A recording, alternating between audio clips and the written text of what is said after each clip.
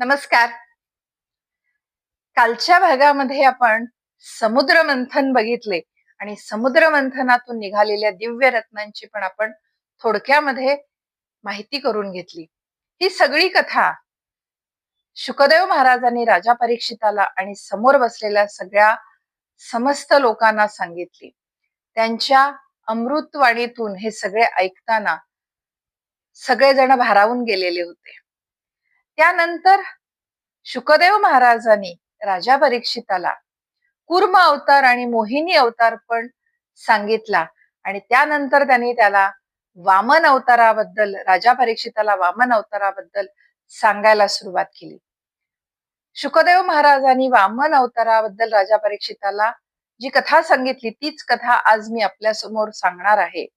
पण त्या मुख्य कथेकडे वळण्याच्या आधी भगवंताचे नामस्मरण करूयात आणि मग आपण कथेच्या मुख्य भागाकडे वळूयात. कृष्णाय वासुदेवाय हरये परमात्मने प्रणतक्लेशनाशाय गोविंदाय नमो नमः. ओम नमो भगवते वासुदेवाय.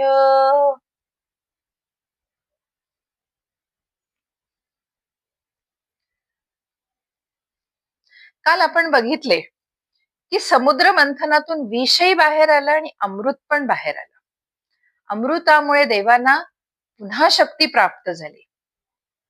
आज आपण जी कथा ऐकणार आहोत ती कथा फक्त एका अवताराची कथा नाहीये. ती कथा आहे अहंकार आणि नम्रतेची, दान आणि त्यागाची आणि भक्ती समोर स्वतः भगवंत कसे झुकतात याची ही कथा आहे. आजची कथा आहे वामन अवताराची. अतिशय सुरेख कथा आहे. खूप मनापासून लक्ष देऊन ही कथा ऐका. यातून आपल्याला अनेक उपदेश पण ऐकायला मिळणार आहेत जे आपल्याला जीवनाशी सांगड घालताना उपयोगी पडणार आहेत. प्रल्हादाचा नातू राजा बळी असुरांच्या कुळात जन्मलेला पण मनाने अतिशय महान भक्त प्रल्हाद याचा नातू राजा बळी. श्रीमद भागवत आपल्याला एक सुंदर गोष्ट शिकवतं. महानता जन्माने नसते तर ती कर्माने ठरते. तुम्ही कुठे जन्म घेता हे महत्वाचं नाहीये, पण तुम्ही जन्म घेतल्यानंतर जसे जसे तुम्हाला कळायला लागते तसे तुम्ही कुठले विचार आचरण करता त्यावर तुमचं कर्म ठरतं. राजा बळी खूप पराक्रमी होता. त्याने आपल्या सामर्थ्याने पृथ्वी जिंकली, पाताळ जिंकला आणि स्वर्गलोकही त्याने जिंकून घेतला. सगळ्या देवदेवता पराभूत झाल्या. इंद्राचे राज्य गेले. बळी फक्त शक्तिशाली नव्हता. राजा बळी फक्त शक्तिशाली नव्हता, तो अत्यंत दानशूर म्हणून त्रिलोकामध्ये ओळखला जायचा. त्याच्या दरबारातून कधीही कोणी रिकाम्या हाताने गेलेले नव्हते आणि कोणी जात पण नसे. देवतांची अवस्था आता अशी झालेली होती कारण त्रैलोक्यावर राज्य होते राजा बळीचे. स्वर्ग हरल्यामुळे देवता दुःखी झालेल्या होत्या. त्यांचे तेज कमी झालेले होते. त्यांचं वैभव सगळं निघून गेलेलं होतं. आणि श्रोते हो, आपल्याला तर माहिती आहे की सगळ्या देवतांची आई आहे अदिती. तिला आपल्या सगळ्या मुलांची अवस्था बघवत नव्हती. इंद्र देखील तिचाच मुलगा. एका आईला आपली मुले किंवा आपला मुलगा दुःखात दिसणं कधीच सहन होत नसतं. हे आपण पण बघतो. आपल्या मुलांना जसही काही कुठला त्रास झाला तर सगळ्यात जास्त वेदना आईला होतात आणि त्यासाठी आई नाना उपाय करायला लागते, नवस बोलायला लागते. अनेक देवतांना साकडं घालायला लागते कारण तिला आपलं मूल सुखात असणं गरजेचं वाटतं. अशाच प्रकारे अदितीला पण इंद्रदेव दुःखी आहे आणि समस्त देवता दुःखी आहेत हे बघवत नव्हतं. त्यामुळे तिने तपश्चर्या करायला सुरुवात केली. भगवंताची तपश्चर्या करायला सुरुवात केली कारण तिला माहिती होतं की या सगळ्यातून मार्ग काढायसाठी आपल्याला भगवंताला, भगवान विष्णूंना शरण गेलं पाहिजे आणि भगवान विष्णू यातून आपल्याला मार्ग दाखवतील हे तिला माहित होतं. म्हणून तिने कठोर व्रत सुरू केले. उपासना, नामस्मरण, ध्यान, तपश्चर्या, दिवस रात्र ती विष्णू भगवंताची प्रार्थना करायला लागली, तपश्चर्या करायला लागली आणि तिची फक्त एकच मागणी होती, प्रभो माझ्या मुलांचे रक्षण कर. ही तिची प्रार्थना फक्त देवतांसाठी नव्हती, ती एका आईच्या हृदयातून आलेली आर्त हाक होती. आणि मी मागच्याच वेळेला तुम्हाला गजेंद्र मोक्षाच्या वेळेलाच सांगितले की ज्या वेळेला तुम्ही आर्तपणे हाक मारता त्यावेळेला भगवंत एका क्षणात तुमच्या मदतीला धावून येतात. असेच झाले की अदितीने आर्तपणे भगवंतांना, भगवान विष्णूंना साद घातली, हाक मारली आणि भगवान विष्णू प्रसन्न झाले. अदितीची भक्ती, तिची तळमळ, तिच्या डोळ्यातले अश्रू, तिची वेदना हे सगळे बघून भगवान विष्णू प्रसन्न झाले, तिच्या समोर प्रगट झाले आणि त्यांनी तिला वर दिला की अदिती तुझी भक्ती मला खूप प्रिय झालेली आहे. यासाठी मी आज तुला एक वर देत आहे की मी स्वतः तुझ्या पोटी जन्म घेईल आणि त्यातूनच स्वर्गलोकीचे गेलेले वैभव परत मिळून येईल. म्हणजे इथे परत एका नवीन अवताराची सुरुवात झालेली होती. म्हणजे अदिती स्वर्गलोक राजा बळीने मिळवणे यामध्ये नवीन एका भगवान विष्णूंनी अवतार घेण्याची एक सूचना होती. अदितीची तपश्चर्या ही पूर्णपणे फलित झाली आणि भगवान विष्णूने तिला वर दिला की अदिती मी तुझ्या पोटी जन्म घेणार आहे, एक नवीन अवतार, एका नवीन अवतारासहित मी तुझ्या पोटी जन्म घेणार आहे. योग्य वेळ आली आणि अदितीच्या पोटी एक दिव्य बालक जन्माला आले. लहानस शरीर, डोळ्यासमोर रूप आणा. भगवंताच्या या अवताराचे डोळे एक क्षण आपण डोळे मिटून घेऊयात आणि भगवंताचे हे रूप आपल्या डोळ्यासमोर आणण्याचा आपण प्रयत्न करूयात. कारण आपण भगवंताची कुठलीच रूप बघू शकत नाहीत, कारण आपण सामान्य माणसं आहोत. पण आपण कल्पनेमध्ये भगवंताचे हे रूप, सगळ्या अवतारामधली रूप आपण डोळ्यासमोर आणू शकतो. आपण थोडा वेळ डोळे बंद करूयात, मी वर्णन करतेय आणि आपण त्याचं रूप आपल्या डोळ्यासमोर आणण्याचा प्रयत्न करूयात. लहानस शरीर, डोक्यावर जटा, हातात कमंडलू, कमरेला मेखला, सूर्याप्रमाणे लखलखणारं तेज, असे एक दिव्य बालक अदितीच्या पोटी जन्माला आले. त्याचे नाव होते वामन. हे रूप होतं वामन अवताराचं रूप. एक लक्षात ठेवा की भगवंत प्रत्येक वेळेला काही विराट रूपामध्येच येत नाहीत. कधी कधी त्यांना कुठल्या कारणासाठी एक छोटस पण रूप घ्यावं लागतं. जसं की हे आता वामन अवतारामध्ये एक छोटं रूप घेतलेलं होतं, पण त्याच्यामध्ये काम त्यांचं खूप मोठं असणार होतं.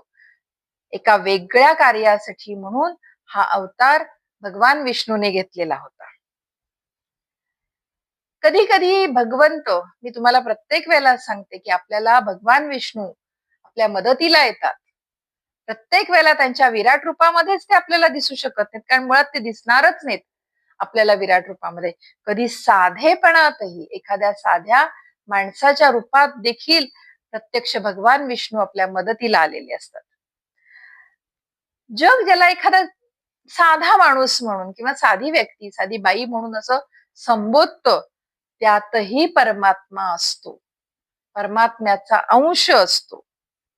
म्हणून जो कोणी तुम्हाला मदतीला येईल त्याच्याकडे अगदीच तुम्ही दुर्लक्ष करू नका, कारण त्यामध्ये परमात्म्याचा अंश असतो किंवा परमात्म्याने पाठवलेली ती व्यक्ती असते. तुम्हाला सहाय्यक म्हणून ती व्यक्ती मिळालेली असते.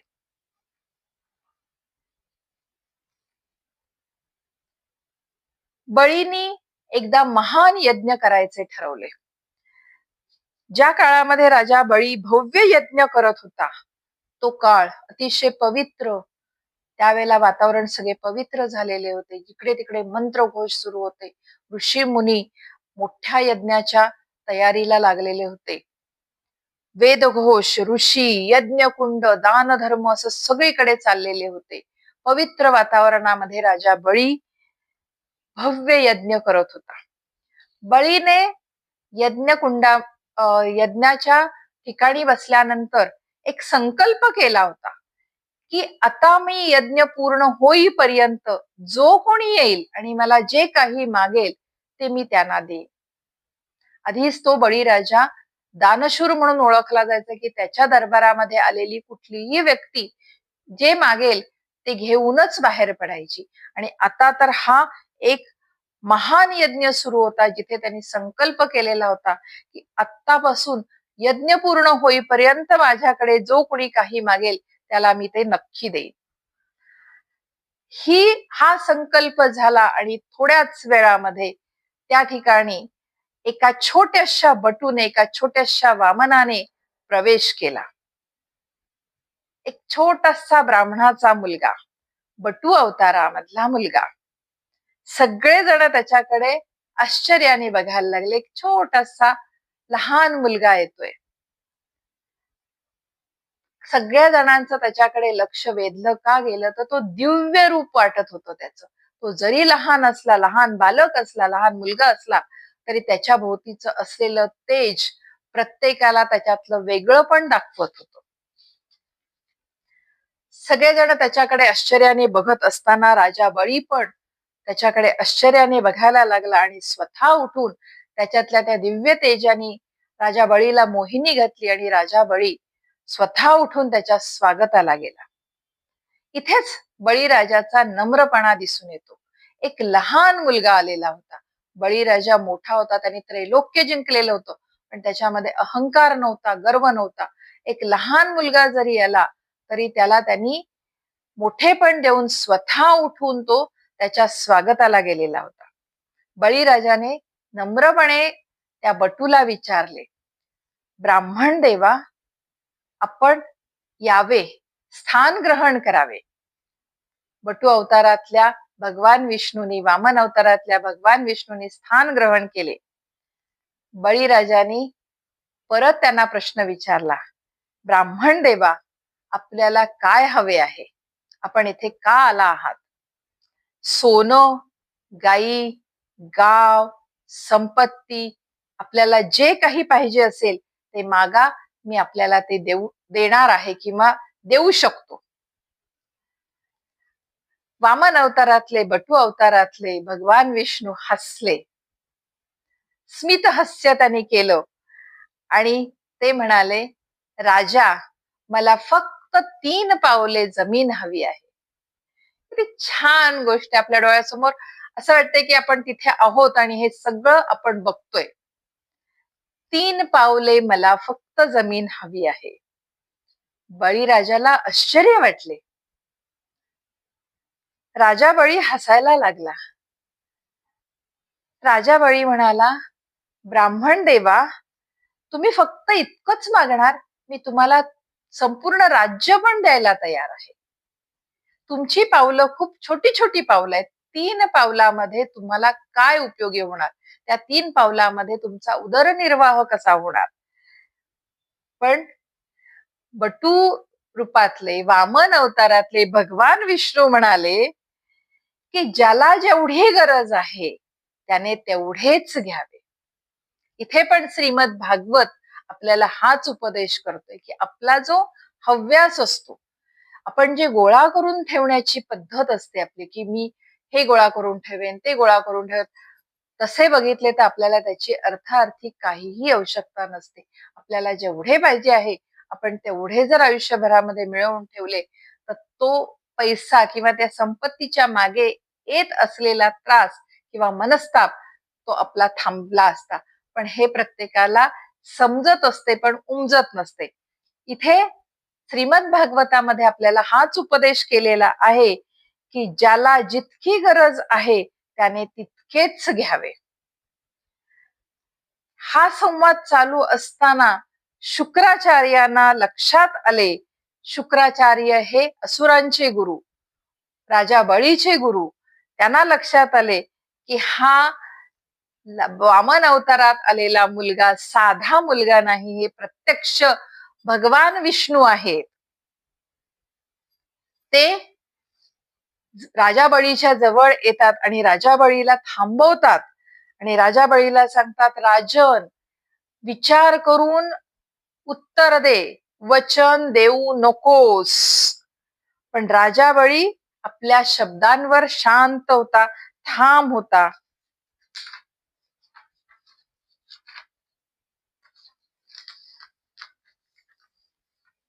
त्या काळी दान देताना हातामध्ये पाणी, आज पण असंच केलं जातं, पण त्या काळामध्ये त्याला जास्त महत्व होतं.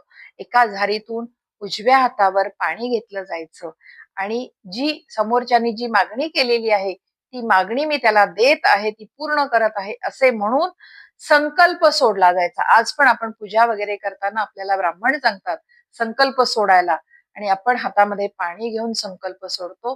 ही प्रथा पूर्वापार पुराण काळापासून चालत आलेली आहे. राजा बळीने परत एकदा वामन अवतारातल्या भगवान विष्णूंना विचारले की ब्राह्मण देवा, तुम्हाला फक्त 3 पावलेच जमीन हवी आहे का? ब्राह्मण रूपातल्या वामन अवतारातल्या भगवान विष्णूने सांगितले की मला फक्त 3 पावलेच जमीन हवी आहे. राजा बळी झारीतून संकल्प सोडण्यासाठी पाणी घेऊन तयार झाला.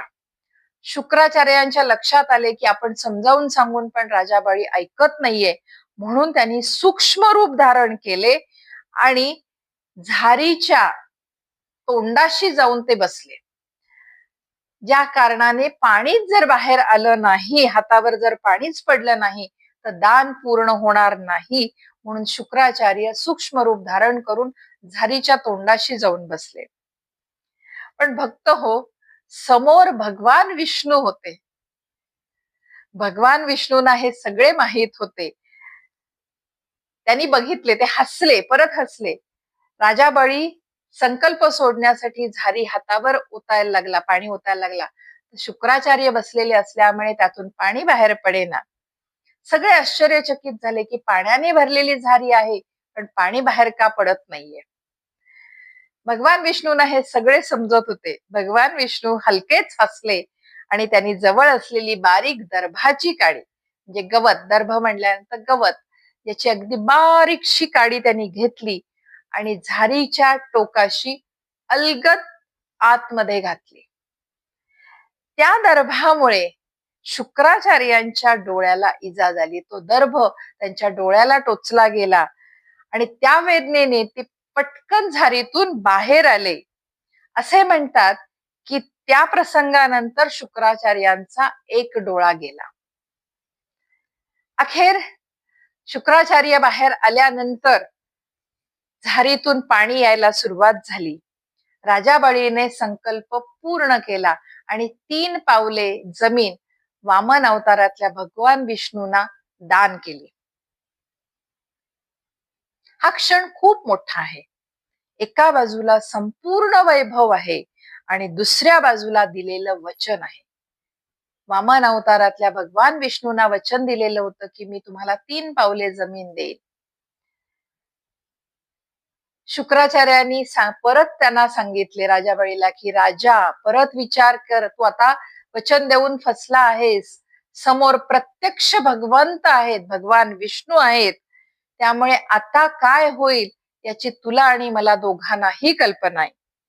राजा बळी त्यावेळेस शांतपणे म्हणाला, जर स्वतः भगवंत भगवान विष्णू माझ्याकडे काही मागायला आलेले असतील तर त्यापेक्षा मोठे ते काय भाग्य माझ्यासाठी असेल.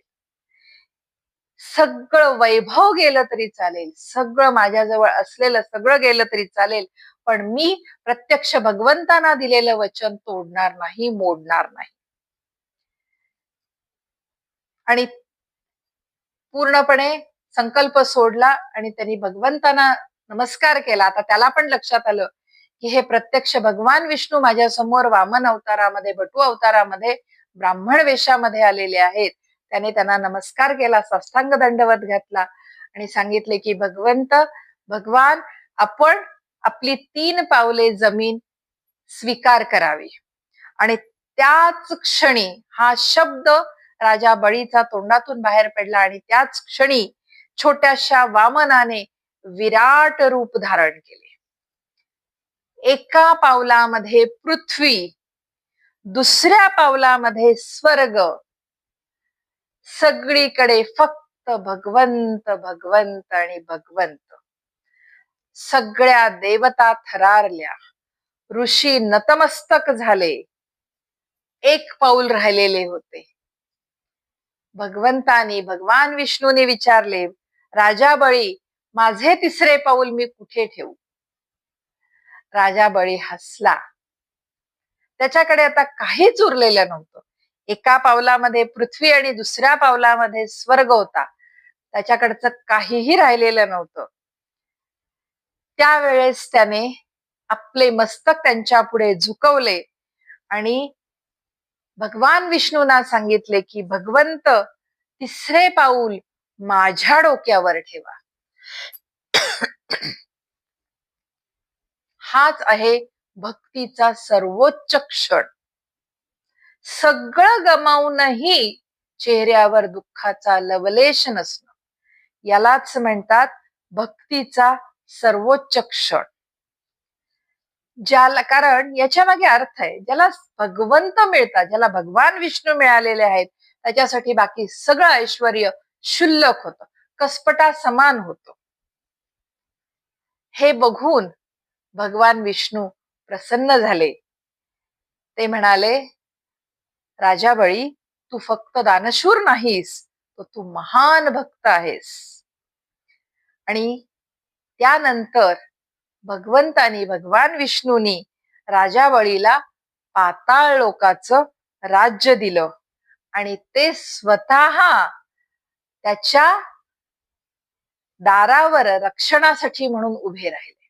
केवढे महत्भाग्य की प्रत्यक्ष भगवंत, त्रैलोक्याचा स्वामी दारावर रक्षणासाठी म्हणून उभा राहिलेला आहे. वामन अवतार आपल्याला एक गोष्ट खूप छान शिकवतो. भगवंत तुमच्याकडून पैसा मागत नाहीत, ते फक्त तुमच्याकडून अहंकार मागतात, तुमचा गर्व मागतात. जोपर्यंत माणूस म्हणतो हे माझं आहे, तोपर्यंत तो घाबरत राहतो. हे मी कमवलेलं आहे, हे माझं आहे, माझ्यामुळे आहे, तोपर्यंत त्याच्या मनामध्ये कायम भीती असते. पण ज्या दिवशी तो म्हणतो की हे प्रभू, हे सगळं तुमचं आहे, त्या क्षणी त्याच्या मनाला अपार शांतता मिळते. कारण त्याला माहिती असतं की आपण हे सगळं भगवंताचं आहे म्हणल्यानंतर भगवंत ह्या सगळ्या गोष्टीचं, माझ्यासहित या सगळ्या गोष्टीचं रक्षण करणार आहेत. देणारा मोठा नसतो, पण त्याग करणारा खूप मोठा असतो. राजा बळीने भगवंतांना संपत्तीने नाही तर नम्रतेने जिंकलो होतो. तसंच आपल्याला देखील भगवंताला संपत्तीची काहीही गरज नाही. आपण फक्त नम्रतेने आणि सेवाभावेने भगवंतांना जिंकू शकतो. ज्याने स्वतःचं मस्तक भगवंतासमोर झुकवलं, त्याला कधीच जगासमोर झुकावं लागत नाही. नेहमी लक्षात ठेवा. मी तुम्हाला मागे पण एका अध्यायामध्ये सांगितलेलं होतं की आपल्या घरातल्या देवघरासमोर तुम्ही कितीतरी वेळा दिवसातून जात येत असता. त्यावेळेला प्रत्येक वेळेला जर तुम्ही तुमच्या देवघरातल्या देवासमोर, कुलदैवतासमोर मस्तक झुकवलं, तर तुम्हाला कोणासमोरही मस्तक झुकवायची गरज पडणार नाही. आता मी मगाशी तुम्हाला सांगितलं की राजा बळीच्या पाताळ लोक दिलं, भगवंतानी त्याला पाताळ लोक दिलं आणि स्वतः त्याच्या दारावर उभे राहिले, रक्षण करण्यासाठी त्याचे म्हणून उभे राहिले. इथेच वामन अवताराची कथा संपत नाही. अजून थोडीशी वामन अवताराची कथा इथे आहे. राजा बळीने स्वतःचे सर्वस्व भगवंताला अर्पण केले होते. राज्य गेलं, वैभव गेलं, पण त्याची भक्ती मात्र अणुमात्र देखील कमी झालेली नव्हती. भगवान विष्णूंना हे सगळं पाहून अत्यंत आनंद झाला. ते म्हणाले की राजा बळी, तू मला सगळ्यात जास्त प्रिय आहेस. तू मला 3 पावलाची जमीन दिली नाहीस, तर स्वतःचा अहंकार, वैभव माझ्या चरणी तू अर्पण केलेला आहेस.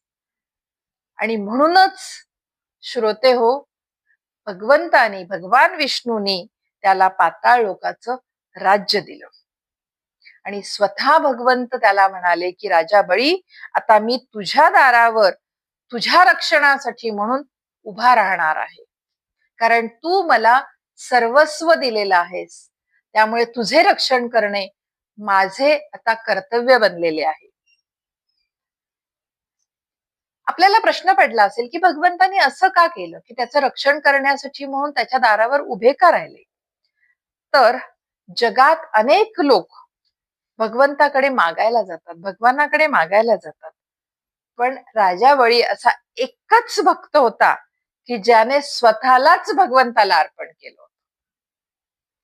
भगवंत भक्ताच्या प्रेमाने बांधले जातात. बळीने सगळं गमावलं, पण त्याने भगवंतावरचा विश्वास सोडला नाही. आणि म्हणूनच भगवंत म्हणाले, भगवान विष्णू म्हणाले की माझ्या अशा भक्ताला मी कधीच सोडणार नाही, त्याचे कायम मी रक्षण करत राहणार आणि ते रक्षण करण्यासाठी मला त्याच्या दारावर कायम उभे राहावे लागणार. आणि म्हणूनच भगवान विष्णू स्वतः बळीराजाच्या दारावर द्वारपालासारखे उभे राहिले. केवढे भाग्य म्हणायला आपण म्हणू शकतो की राजा बळीचे, की जिथे प्रत्यक्ष त्रैलोक्याचा स्वामी त्याच्या दारावर द्वारपाल म्हणून उभा होता. याच्यासारखे पुण्य अजून काय मिळेल. पुराणामध्ये असे सांगितले जाते की पाताळ लोकामध्ये भगवान विष्णू दीर्घ काळापर्यंत द्वारपाल म्हणून राजा बळीच्या महालाबाहेर उभे होते. हे फक्त काही दिवसासाठी नव्हतं, दीर्घ काळ हे चालत होतं. भक्ती समोर भगवंत सेवकासारखे उभे राहू शकतात हे दाखवण्यासाठी हे दीर्घ काळ भगवंताचं राजा बळीच्या दारासमोर द्वारपाल म्हणून उभं राहणं होतं. देवाला आपण सोनं किंवा चांदीमध्ये बांधून ठेवू शकत नाही, तर आपली निष्काम भक्ती मात्र देवाला पूर्णपणे बांधून ठेवते. म्हणून जे कोणी सोन्या चांदीने असं की माझ्या घरच्या देवाला किंवा मी अमुक देवाला जाऊन सोन्याचा मुकुट वाहीन, सोन्याचा हार वाहील, किंवा मी घरातल्या सगळ्या देवांना मी सोन्याचे दागिने करणार आहे, तर देवाला कुठल्याही सोन्या चांदीची अपेक्षा नसते. फक्त तुम्ही रोज ज्या मनापासून देवाची पूजा करता, प्रार्थना करता, उपासना करता, ती फक्त त्याला पाहिजे असते. त्यांनीच तो बांधून राहतो सोन्या चांदीनी, तो कधीही बांधून राहत नाही किंवा सोन्या चांदीमध्ये अडकत नाही. अरे प्रत्यक्ष लक्ष्मी ज्याच्या जवळ आहे त्याला बाकीच्या गोष्टीची अपेक्षाच नसते किंवा बाकीच्या गोष्टीची त्याला गरज नसते. दीर्घ काळ गेला, वैकुंठामध्ये भगवंत नव्हतेच, लक्ष्मीची तळमळ सुरू झाली, लक्ष्मी देवींची तळमळ सुरू झाली. कारण वैकुंठामध्ये श्री विष्णूंशिवाय सगळेच मोकळं मोकळं वाटायला लागलं होतं. लक्ष्मी देवी सगळीकडे हुडकायला लागतात की कुठल्या भक्ताच्या घरी गेलेत का भगवान विष्णू, या भक्ताच्या घरी गेलेत का. कारण सतत भक्तांच्या घरी जाणे, भक्तांनी आवाज दिला की भक्तांच्या घरी धावून जाणे हे भगवान विष्णूंचे नेहमीचे काम होते. त्यामुळे तिने प्रत्येक भक्तांच्याकडे बघितले की या भक्ताकडे आहेत का, त्या भक्ताकडे आहेत का. पण भगवंत वैकुंठात नाहीत, पृथ्वीवर नाहीत. दिवस गेले, रात्र गेली, वर्ष गेली, महिने गेले, पण भगवंत काही आले नाहीत. लक्ष्मी देवी व्याकुळ झाल्या आणि प्रभू कुठे आहेत, प्रभू कुठे आहेत हे सगळ्यांना त्या विचारायला लागल्या. त्यावेळेला देवर्षी नारदांनी लक्ष्मी देवींना सांगितले की भगवंत पाताळ लोकात राजा बळीच्या दारावर पहारेकरी म्हणून उभे आहेत, द्वारपाल म्हणून उभे आहेत. आता माता लक्ष्मी आपणच भगवंतांना, भगवान विष्णूंना परत वैकुंठामध्ये आणू शकता, हे देवर्षी नारदांनी आणि समस्त देवदेवतांनी लक्ष्मी देवींना सांगितले. लक्ष्मी देवींनी यावर एक सुंदर उपाय केला, एक युक्ती केली त्यांनी. एका साध्या स्त्रीच्या रूपामध्ये त्या पाताळ लोकामध्ये पोहोचल्या. राजा बळीने त्यांचे आदराने स्वागत केले. ते म्हणाले, माता आपण कोण आहात. त्या म्हणाल्या, लक्ष्मी देवी साध्या स्त्रीच्या रूपात होत्या, त्यामुळे त्या म्हणाल्या, राजा बळी मला भाऊ नाहीये, माझा भाऊ बनशील का, मला बहीण मानशील का. राजा बळी आनंदाने म्हणाला, आजपासून आपण माझी बहीण आहात. लक्ष्मी देवीने त्यांच्या हातावर राखी बांधली, त्यांना औक्षवण केले. त्यामुळे हा प्रसंग पण रक्षाबंधनाच्या कथेशी थोडासा जोडला जातो. काही पुराणामध्ये हा प्रसंग पण रक्षाबंधनाशी जोडला गेलेला आहे. ओवाळणे झाल्यानंतर, औक्षवण झाल्यानंतर, राखी बांधल्यानंतर राजा बळीने साध्या रूपातल्या लक्ष्मी देवीना विचारले की तुला काय हवे ते माग. तू माझी आजपासून बहीण आहेस, तुला काय हवे ते माग. त्यावेळ लक्ष्मी देवी हसल्या आणि त्या म्हणाल्या, मला तुमच्या दारावर उभा असलेला द्वारपाल पाहिजे.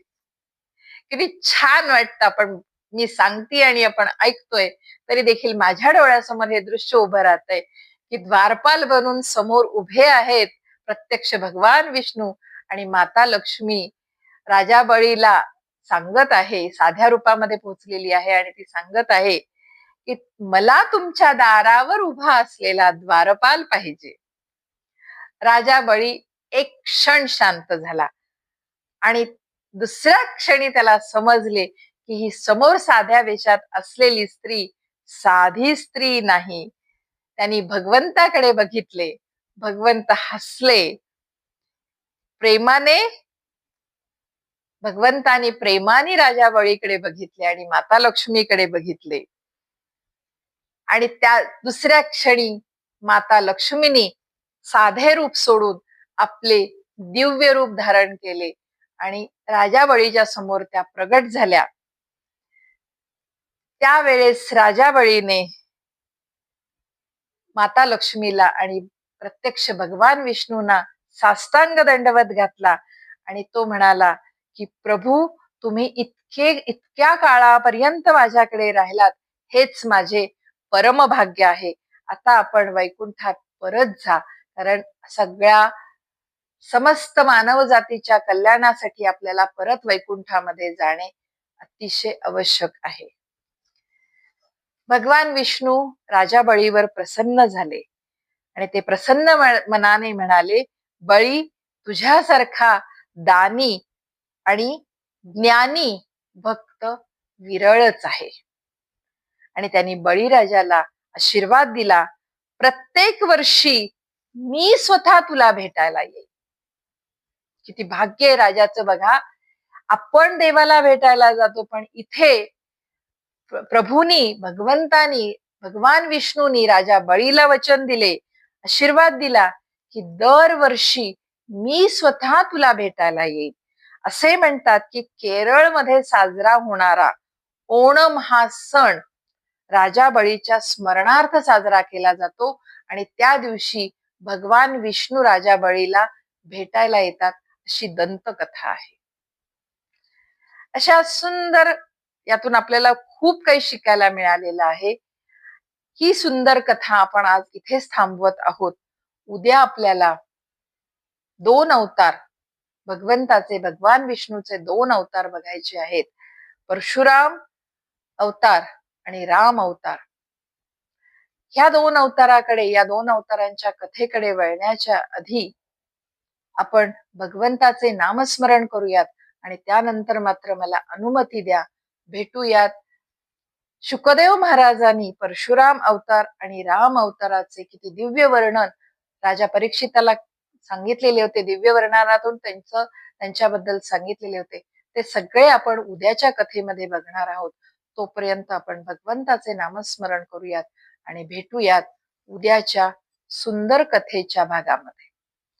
कृष्णाय वासुदेवाय हरये परमात्मने प्रणतक्लेशनाशाय गोविंदाय नमो नमः.